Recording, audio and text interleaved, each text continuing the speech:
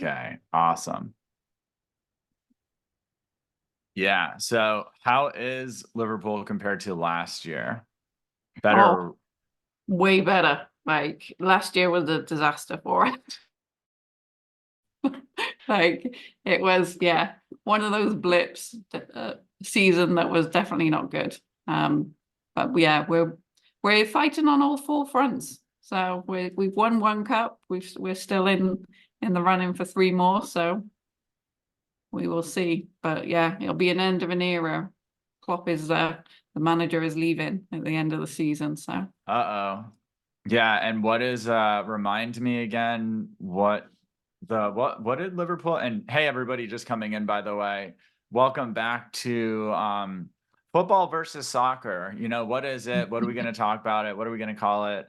I'm here with Julie Cole. My name is Greg Brooks. We are here to chat about, we're going to chat about link building today. But while we give everybody a couple minutes to hop in, we're actually going to talk about football. Right now, the chat is broken. So if you want to just use the Q&A to ask a question or to interact or to say hey or anything like that, or not, all good stuff.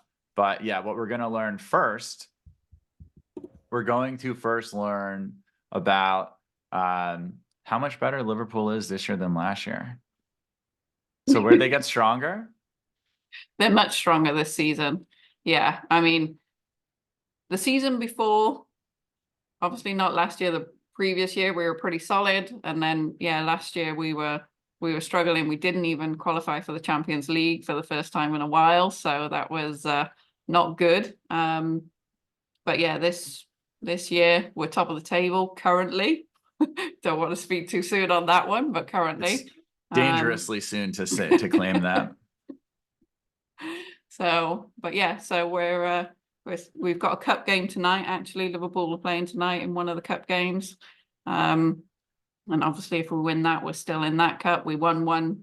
We actually won the Carabao Cup on the weekend, so that one's done and dusted. We've at least got one cup for the year. So right. When's FA Cup? That's much later on. it's currently now, yeah. So the FA Cup, the game that Liverpool play tonight is an FA Cup. I think it's like Okay. round 5 or something like that. So Okay. It's just ongoing.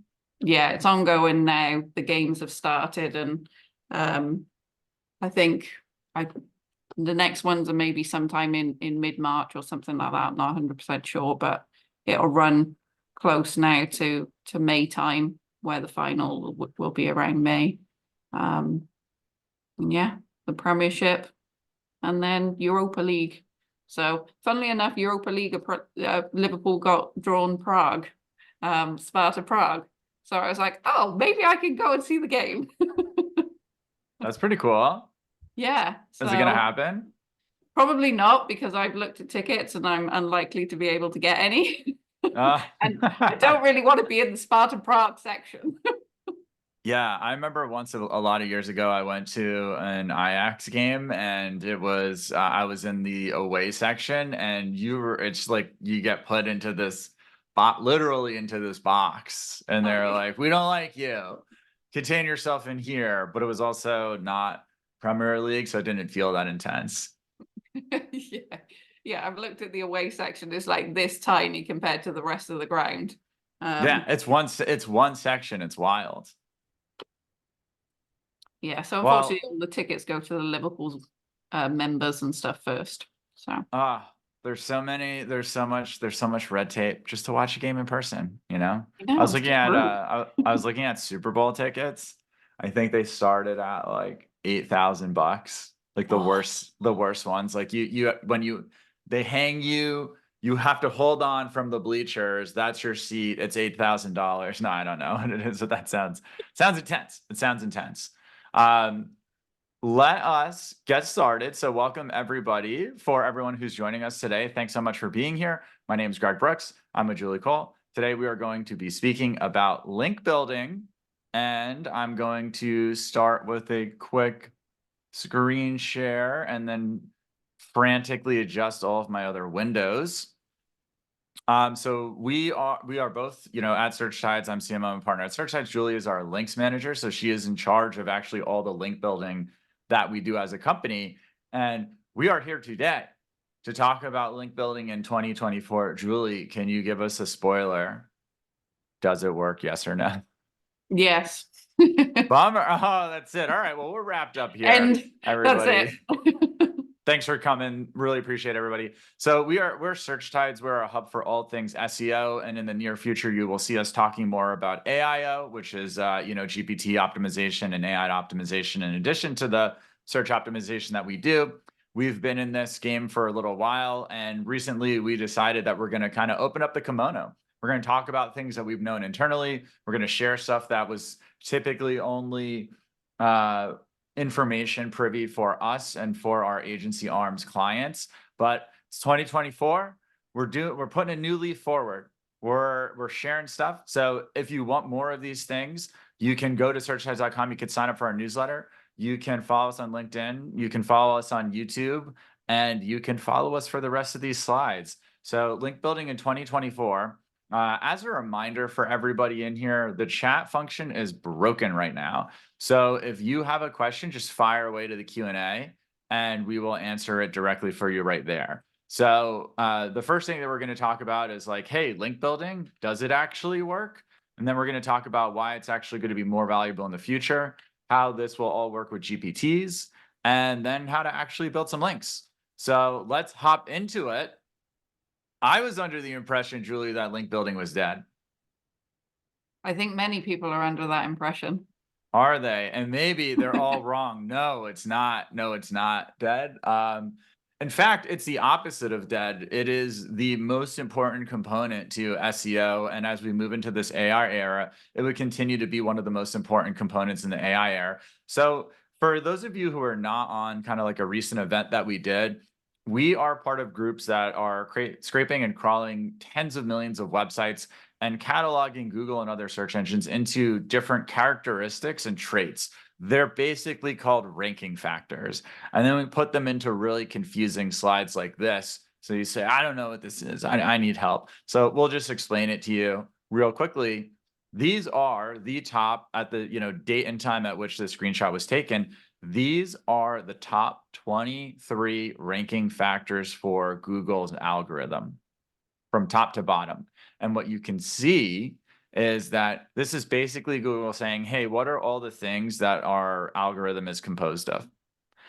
And you can see the top ones are actually really just how complete you have your web page is. So how many factors are you using? How many of the most important ranking factors are you using? And then there's this thing called entities below it, which we can ignore for this conversation. Right after that, look at the next bunch of ranking factors: Ahrefs domain rating, Moz page authority, Moz domain authority, Majestic subnets, IP addresses, referring domains, citation flow, Moz rank, Ahrefs rank, different types of link classifications. So the most valuable today ranking factors are link-based ranking factors. That's what the data shows. That's what we've seen in our experience. That's the reality of it. We'll get into why people are maybe a little bit in denial about that shortly. But first, we want to continue the promotion of link building and explain why this is actually going to be more and more important in the future. And this is based on how algorithms function today. So if you think about organic search and you think about Google's algorithm, you can kind of split it up broadly into 4 different categories.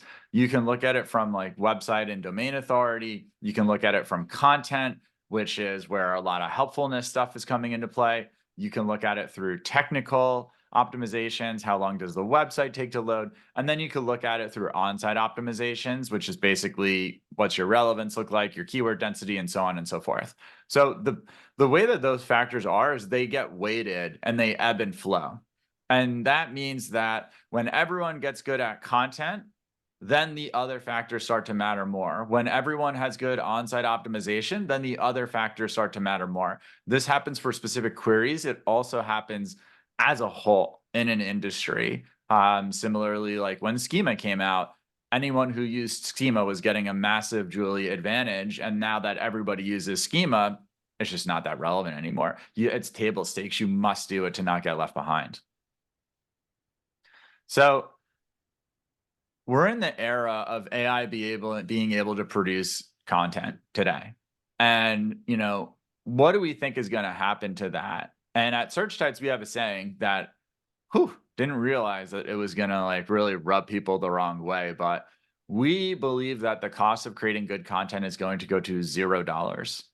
That doesn't mean that all content is going to cost $0. That doesn't mean that all good content is going to be AI written. It just means, on average, there's going to be a button that people can press in the future to create a good piece of content with the click of a button. And for anybody who's maybe less certain about that, we are on ChatGPT version 4.0 today.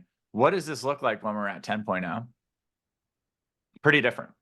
And so the big question is, well, how are search engines going to adapt? And the big question, the big answer to that is understanding how they learn in general. So GPT models, algorithms, they're all the same thing. It's a search engine algorithm. How do GPT models learn specifically?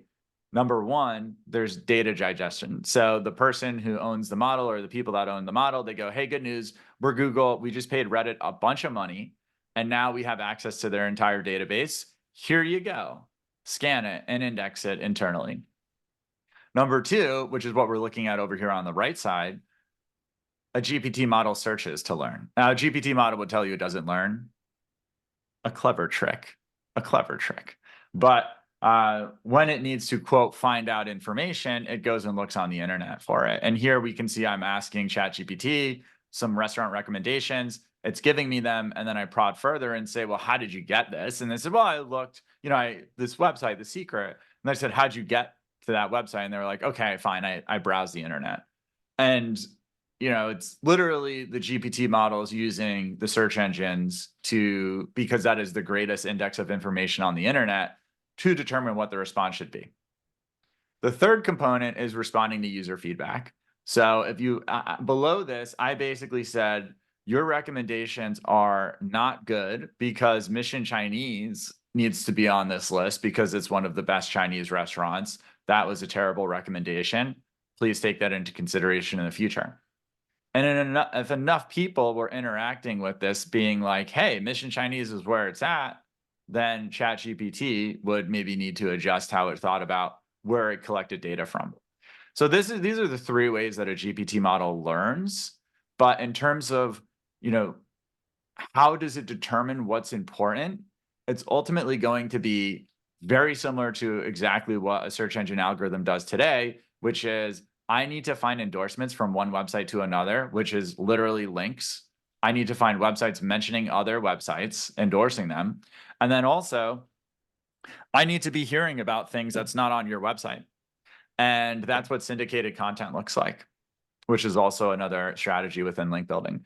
So the way that all of these GPT models are basically generating results is, number one, they are looking for them in search engines. And number two, they are literally looking to see who's talking about what on the internet, and in a broad capacity, that is a function of links. So we kind of have two things happening right now. Number one, the cost of content is going to lower, which means it's going to be easier to create better content, which means that these other factors are going to become more important in a search engine algorithm. And simultaneously, GPT models learn in ways that are based off of link building.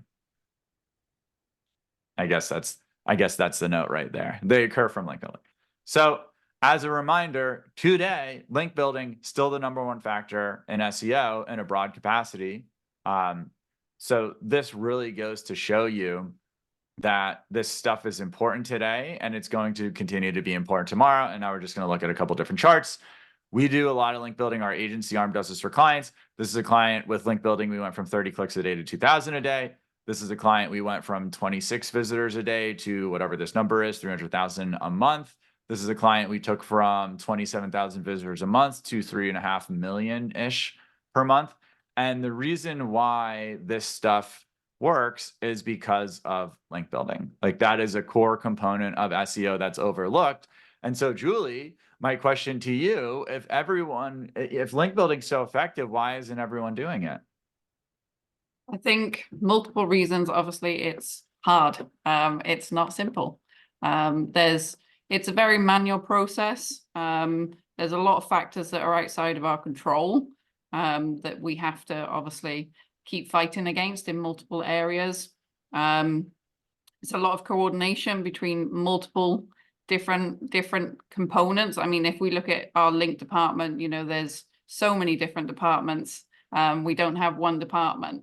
There's multiple aspects to it. There's scraping, there's prospecting, there's outreach, there's content, there's, you know, all of these play a factor in getting the actual published link. You know, it's an ongoing process of iteration. You know, what works this month doesn't mean it's going to work next month. So I think, you know, it's an accumulation of multiple things. I think, look, there's many companies out there that obviously do link building. There's many sites out there that offer link building. Are they the good quality sites? Maybe, maybe not.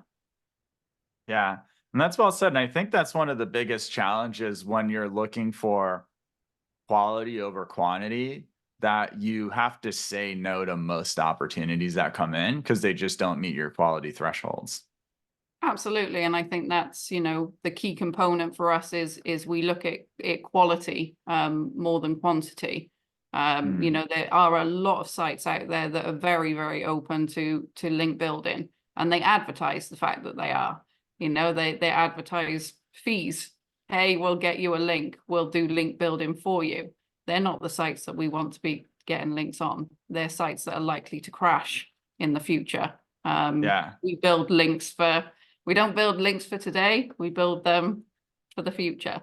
So Yeah. that's, I think that's well said. And I know when we were kind of reviewing our notes together, you said one of the big things is we're looking to get links from websites that don't normally have people off of their website come out and actually build a link like that. yeah, absolutely. You know, we're looking for those type of sites that probably not getting bombarded by 10,000 or however many emails a day. Hey, I want to get a link on your site. You know, they're not we're looking for those highly relevant niche sites that just have, you can clearly see that their whole entire site is an author Right. or very well written content, or, you know, you can tell the difference between a site that is not open to link building and a site that clearly has content that is made for link building. Totally. And so really what it comes down to your point, is like, you kind of have to have a plan. You have to have a plan. You know, and so Multiple we're going to plans. talk, you have to have a variety of plans. And we're going to talk about a variety of plans in a minute. We just got a really good question, and that basically says, like, there's a lot of sketchy ways to build links, and there's a lot of spam links and stuff like that, or they're just created for people to add links. What are the long-term effects of those sorts of strategies as your main sources of links? So the first thing to actually talk about to answer this question is that you don't really have situations these days where there's links that are harmful or links that are hurting. And the reason that's the case is because it would therefore be too easy to just disrupt all of your competition by building crappy links to them. So, I mean, we occasionally on the agency arm, we very rarely use the disavow tool. We pretty much are like, stuff can be not helping. That's different than being harmful. There's a distinct difference between those two things. So we're not super big believers, and there's a lot of like harm that's going to come from a low quality link building campaign. You will miss out on opportunity costs, and you do potentially have some issues with like anchor text optimization, where now you just have a really weird anchor text profile on a page compared to another page. So there's definitely some suboptimal things. But typically what is happening when you build links and then you don't get a result that you want is they're not high enough past a threshold to count positively, or they're right on the cusp of being positive, and then the next algorithm update that comes up, they went from like barely being good to no longer having a positive effect. So it feels like you got penalized, but you just stopped getting credit for something that was pretty low quality to begin with. All right. Well, let's talk about, what are we talking about? How to assess your link building needs. And this really comes down to two different things. Number one is, are you building links for a local campaign versus are you building links for a national campaign? The number one thing for local is going to be geographical relevance. I'm putting something into my phone and I want the answer as it pertains to my location right now. And so that ultimately means, like, is there geographical relevance? Is it relevant to the town that I'm in? Is it relevant to the state that I'm in? And so on and so forth. Then you still have topical relevance. So if you're like a car dealership, is it relevant to an automotive industry?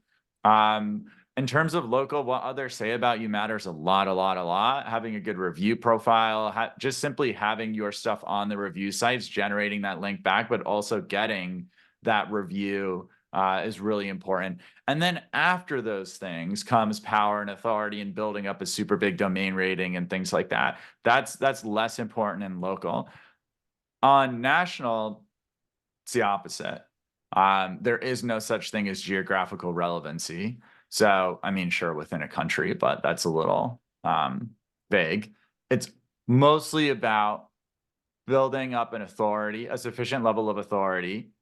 And then after that, in addition to that, relevance to your actual topic. So it's those two things in tandem with each other, consistently happening over and over and over again. And in terms of kind of national, this is a great example of how domain rating works and what influences it, and then how that ultimately generates traffic. So we have 5 sample brands here. These are all competitors in the same industry. Domain rating, you might be familiar with domain authority, domain rating. It's just a way to assess authority. And what that means is there's a scale and it goes from 0 to 100 and it's logarithmic. So that means going from a 30 to a 40 is easier than 40 to 50. And the more referring domains you have, there's a positive correlation between more referring domains and domain rating or domain authority. And therefore, the stronger your website is, the stronger on average your pages are going to be, the more traffic you're going to be getting in general. And then the more competitive you are across highly valued traffic areas, the higher your traffic value is going to be. So you can basically see here, the more quality referring domains leads to stronger website strength, which leads to more traffic and then generates more revenue. So this is kind of like the magic formula for how we think about authority and power. Now, there's a couple different examples on how this manifests in different search results. So here's an example right now. The keyword doesn't even matter. If you look on this column, we're basically looking on the left-hand side. We have websites, and then we have domain rating, which is kind of what we were looking at the last slide. And then we have this thing called URL rating. URL rating, or UR, is basically the domain rating, but for a single page instead of for the entire website. And in general, that's going to be dictated by the amount of referring domains that are built to that page. The higher your domain rating is, the faster that URL number goes up based on the new referring domains that are built. So we can look over here and we can see the number one search result for this has a DR of 90, and all the way in that right corner for domains, they've actually built 93 referring domains to this website as well. So that gives them a URL rating that's pretty strong. That's 16. And you can see there, that's actually going to put them at the top of the list. Below them, you start to have a website that has a really high DR, and it really hasn't done a lot of link building, 19 referring domains. The number 4 spot is very similar, a DR 89 with with 5 referring domains. So those are very small URL ratings, which enables the DR 54 with a lot more referring domains, therefore a higher quality URL rating, to hop above a bunch of them.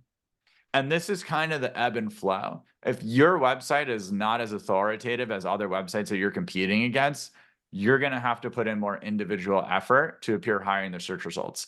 And then the opposite is true. The stronger your website in general, the more by default you're going to appear high in the search results. And then there's the other side of the spectrum, which is basically for super competitive keywords. We're looking at personal loans here. Most of the time you're going to need a really high DR, so a lot of referring domains, a really established website, and also loads of referring domains. So these are all the referring domains that are just going to this page. And so you can see here, we're looking at a much higher URL rating in general for the terms that are here compared to the last slide that we were looking at, essentially. And this is the game of link building. And if you were to go top to bottom, would every URL rating line up perfectly with ranking? No. Should it? No. Links are not the only thing that generates a rank for a website, but you can see here, in general, the URL ratings of this page on the bottom are lower than the rankings that are at the top. So this is kind of an overview on how you can assess what your needs are. That's actually a really important component to what we're doing. And that will bring us into what we would recommend for link building strategies in 2024. And so are these the only things that exist? No. Are there other options? Sure. As a company that's been doing this for a very long time and understands the ebbs and flows of the industry, is this what we recommend? Yeah, it is. So we're going to get into that. First is guest posting. And guest posting is you're outreaching a website, you're creating a piece of content for them, you're getting it pushed live on the website. The benefit of doing this is that you can do this as one person, and also the links that you get can go to a key page. So you can go to a page that has commercial intent. You can go to a page that you're hand selecting. The challenge is there's a lot of filtration that needs to take place, and also it's a very manual process. So I think I'm gonna slide these up a little bit here. The next category is data research studies and different other types of primary research creation. So here you're creating something on your website, and then you're publishing it, and then you're pitching it to other websites, and you're a journalist, and you're looking to get a link to your study and get credit for that. So theoretically, this is different because in addition to just creating a piece of content for another website, you have something valuable or unique to offer. The challenge here is it costs time and energy to make these studies. You have to nail it. You have to create the data collection. And I don't know, Julie, if there's other challenges that there are with this as well. Yeah, I think, even sites you want to actually outreach to, because the topic is not going to be relevant to every site. So you're kind of handpicking a couple of sites there. Also, time it takes for a client to actually put it on their site. Right. You never Yeah. know. Some Yeah. clients can take a little bit longer to actually get that study live. So yeah, I think there's multiple different factors that make it challenging. But at the same time, it does give you another opportunity to obviously be offering valuable content to the sites that you're outreaching to. Totally. Yeah, that's well said. Thank you for adding that. The next is kind of digital PR, which is starting to take off a little bit.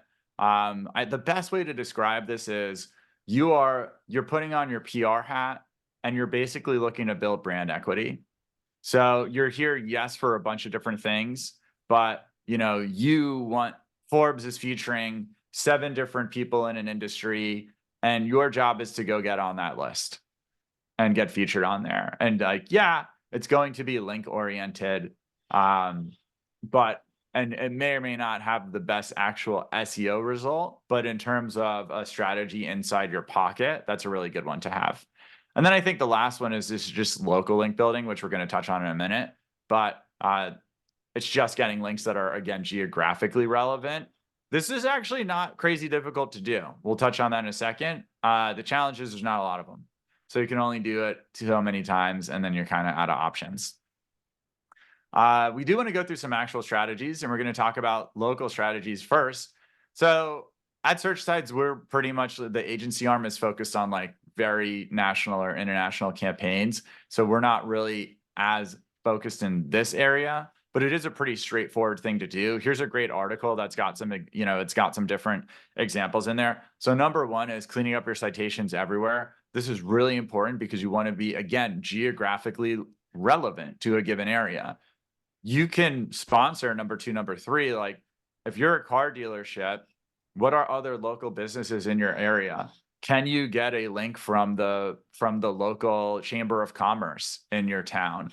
Can you sponsor a T-ball outing where you'll get recognition for that on your website, on that website, and get a link back to you? So you're kind of thinking more creatively about that, where it's just like, how can I take other things?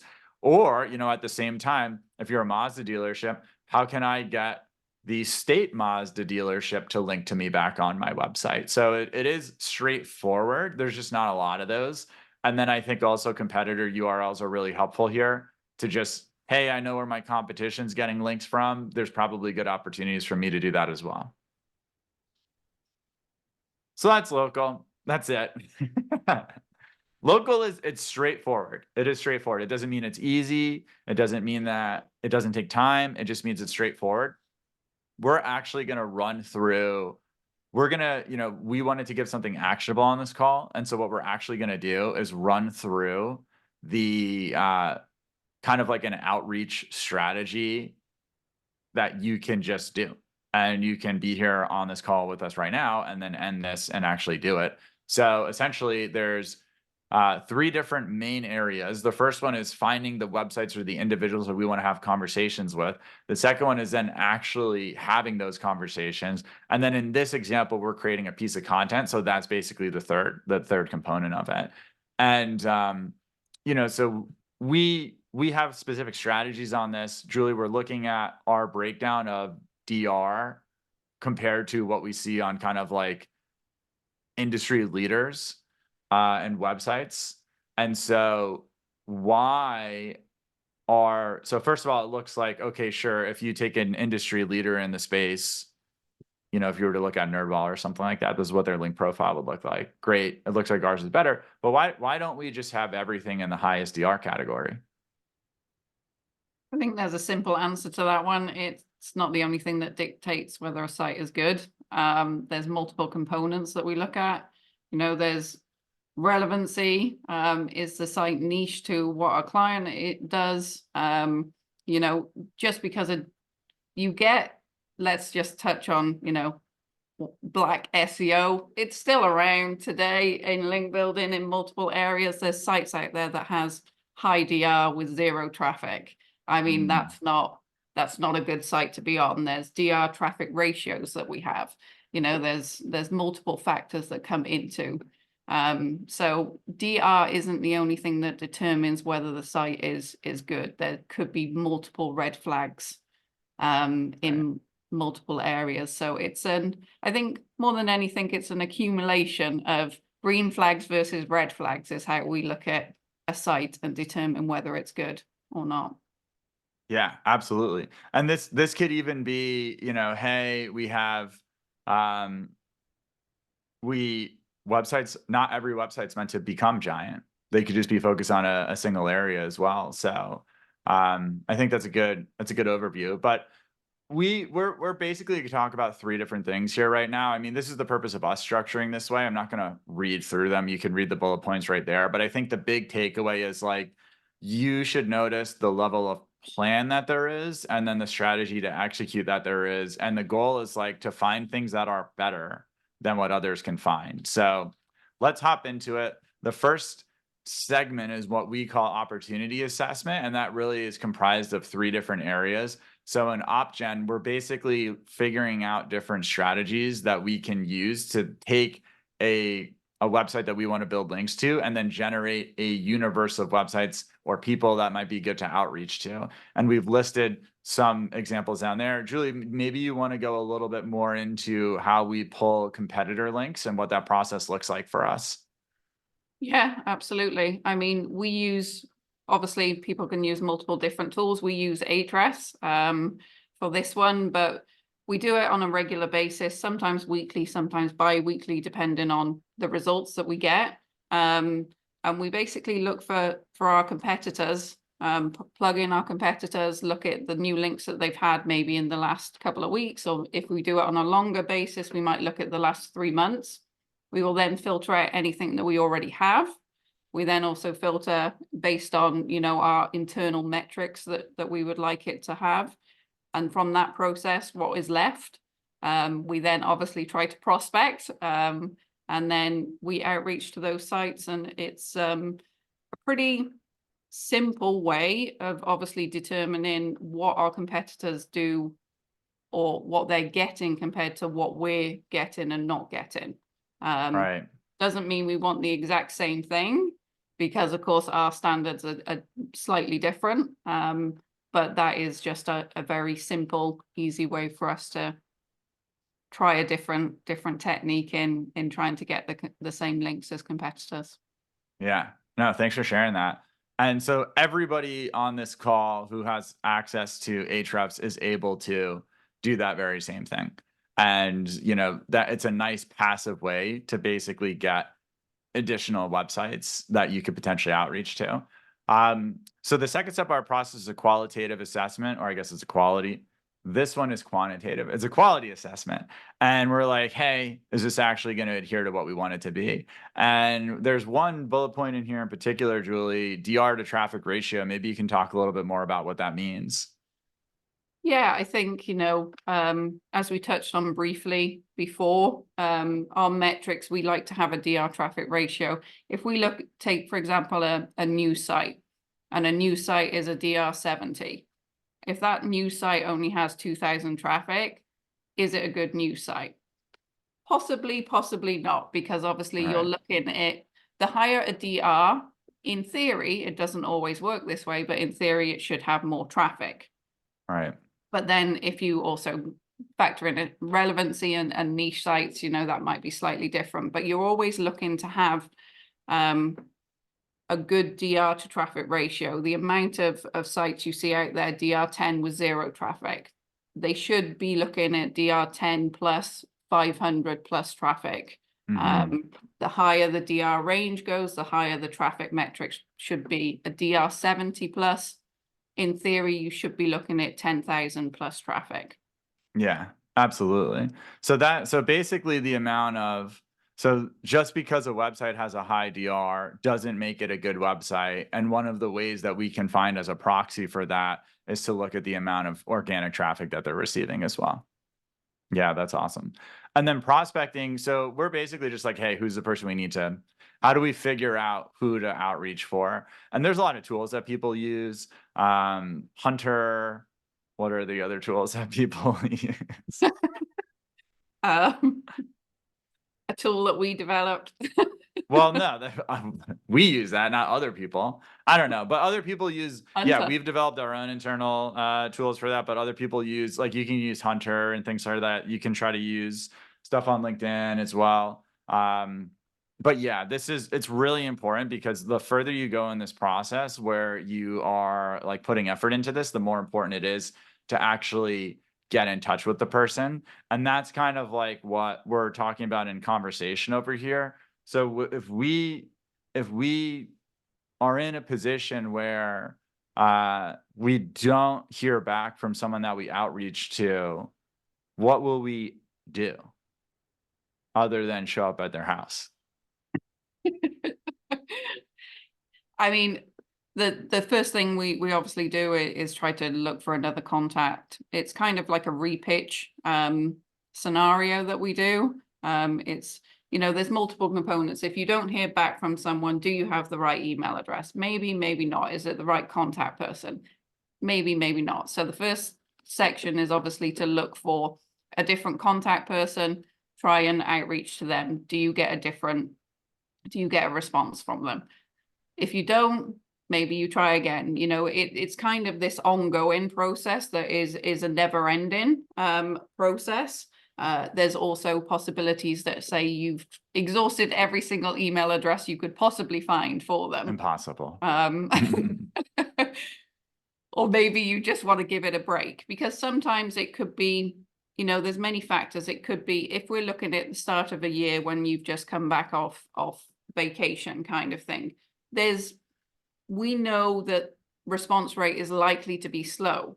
So it's like, do you really want to continue finding new people in that moment in time? Or you say to yourself, okay, give it a month's break. We've got all of these contacts to be trying. We will try again in a process in 1 month, 2 months time kind of thing. So it's always a recycle process in multiple different ways. Yeah, that's really interesting. So what I'm hearing is, like, yes, we have a lot of process that gives us scalability, but there's a lot of discernment and there's a lot of human decision and when we're doing one thing versus another. Absolutely, yeah. And it's kind of, you're always looking for pattern and trends more than anything, I think, in anything that we do. You know, if there's a pattern of, in any email addresses, you do an outreach, you do a follow-up, you do, you know, what is the response rate? Are they opening in it? Are they, you know, there's multiple, and you're always looking for that pattern to determine, okay, human interaction does need to decide which step do we want to go down, because we've got plan A, B, C, D. There's all these multiple ones, and you can choose whichever one you want to at that time based on looking at patterns and identifying those type of things. Yeah, that's really well said. And so now we're, you know, a website and us, or a person and us are interested in working together. We then perform a second deeper layer of quality assessment. And there's a couple of bullet points here. So traffic history, what is that? How's that relevant? I mean, traffic history is another one that obviously determines how we analyze the site as to whether it would be good. If we look at, again, it's a pattern. If you look at the traffic history of a site for the last year and you see they had 10,000 traffic on a DR70, and when you come to look at that traffic in 6 months, like at the start of the year, say, or last year, 70 DR70 traffic 10,000, now it's suddenly 2,000. That's a huge decline in traffic, which kind of gives you an indication of something is happening with this site. Not quite sure, but the traffic is going down, and there's a pattern there for the last year that it's constantly on a decline. That is not necessarily a good site for us to be thinking, yeah, we want to get a link on it. If it's the opposite way around, fantastic. It's going in the right direction. So I think there's many spikes that happen with traffic, whether a site is doing something to obviously increase their traffic. And that is where traffic history is really important, to monitor that pattern for a long period of time before you say suddenly it's gone from 0 to 2,000. Yeah, that's a great traffic because it fits our traffic DR. It could drop down the next day, kind of thing. Right. So you're basically saying that, you know, when we do these metric tests, they're great to do things in bulk, but when we're really going to move forward, context matters. And so we're looking at that. I know you mentioned before we look at DR history as well. We look at a bunch of different things. So yeah, inbound versus outbound links and things like that too. So very cool. Okay. Now we're on the same page. And we have some specific ways of doing this, but these are all just words that say create a good piece of content, basically. So that would be our recommended thing for us to do. I don't know if you have any ad lib or things you want to mention here as well. Yeah, I mean, content. Again, that's a process. Just because we've created great content, you'd be amazed at how much follow-up still needs to be done to actually get that published. Right. Some sites are great. Other sites, you know, you could be looking at a turnaround time of over a week, and that's with you constantly like, hey, did you get the content? You know, just checking in and seeing. Possibly even if you've agreed multiple things with them, the amount of edits that some sites might have, that back and forth in between, it can be quite, let's just use the word funny. Yeah, it is actually hilarious at how much you oftentimes need to follow up with a website, even though you've already been like, hey, you've delivered everything in terms of what you're going to say, where you're going to write your authorship information, all that sort of stuff. So persistence is key. Persistence is really key all throughout this entire process. So we're just going to talk about a couple link building takeaways, because I know that was a lot of information. And Julie, you did a fantastic job of adding even more information on top of it. So I think if we zoom out for a second, we keep things high level. Like, what are some big takeaways? Number one is understand what you need in terms of a deficit. So are you a local business? Are you doing a national campaign? What is your relative authority and trust compared to the other websites in your space? How difficult are the keywords that you're looking to go after? How many referring domains are competitors putting on those different pages? Get a relative understanding of what it is that you're going to need to do. And then understand that, like, yeah, you're going to take different link building strategies. If you are trying to boost your DR, you might do more digital PR, you might do data research studies. If you're looking for URL specific links, you'll probably do a lot more guest posting and different custom outreach. So understand what strategy is going to fit what you're looking to do, essentially.